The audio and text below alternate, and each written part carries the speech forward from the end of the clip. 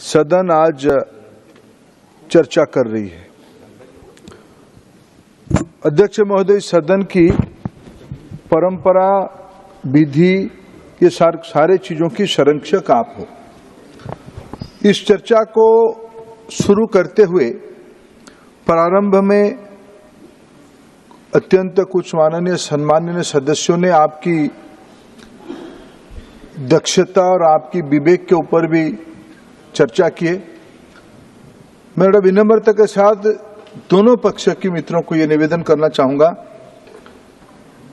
इस प्रकार की चर्चा में जब देश नजर डाला हुआ है और देश इस घटना में चिंतित भी है, हम विश्व में एक नई शक्ति करके उभर रहे हैं। उस समय में राष्ट्रीय राजधानी दिल्ली है, दिल्ली में कुछ घटना किसी भी प्रकार की होगा तो सभी के मन में एक चिंता होती है।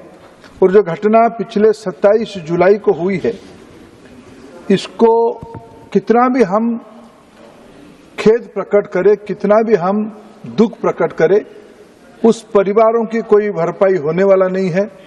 और मैं मानता हूं सदन शायद इसी विषय में सहमत है। हम उन परिवार के प्रति अपना श्रद्धांजलि ज्ञापन करते हैं और निश्चित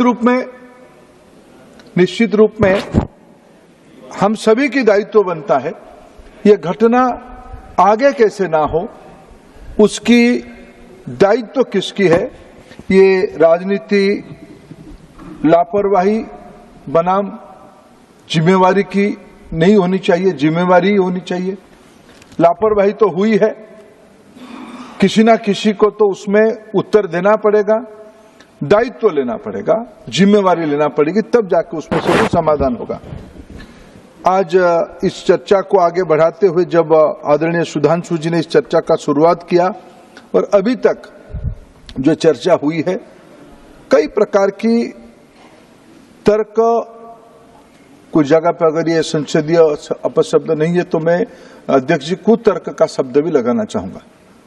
कुतर्क संसदीय है या असंसदीय है? नहीं, कुतर्क को बदलिए। मैं आपके आदेश के हिसाब से उसको नहीं, सुझाव है कुतर्क को बदलिए।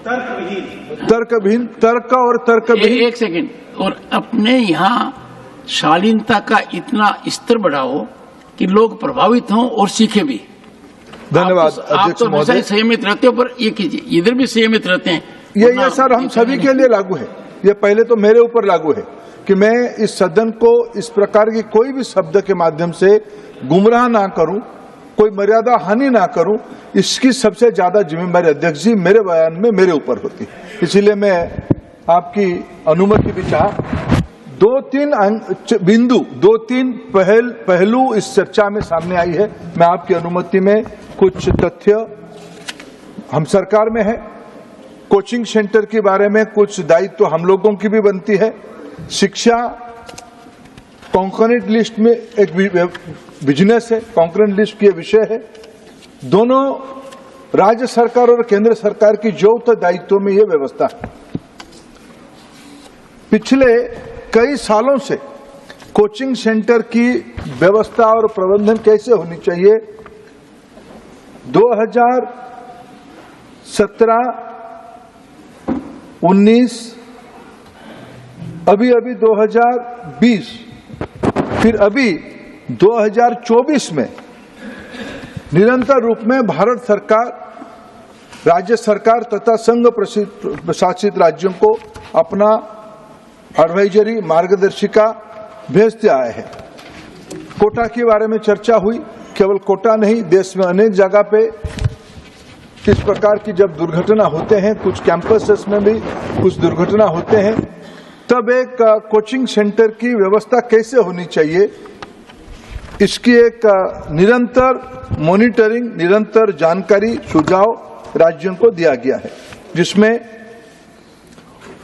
कोचिंग सेंटर की रजिस्ट्रेशन होनी चाहिए, उसकी मिनिमम स्टैंडर्ड रिक्वायरमेंट्स क्या होनी चाहिए, सेफगार्ड बच्चों के बारे में क्या क्या लेनी चाहिए, और उसकी निरंतर मॉनिटरिंग कैसे हो, और उसमें कुछ कोई खिलाफ करता है तो उसकी पेनल्टी व्यवस्था क्या हो, और राज्यों ने क्या क्या किया है। अनेक राज्यों ने, अध्यक्ष महोदय, बिहार, गोवा,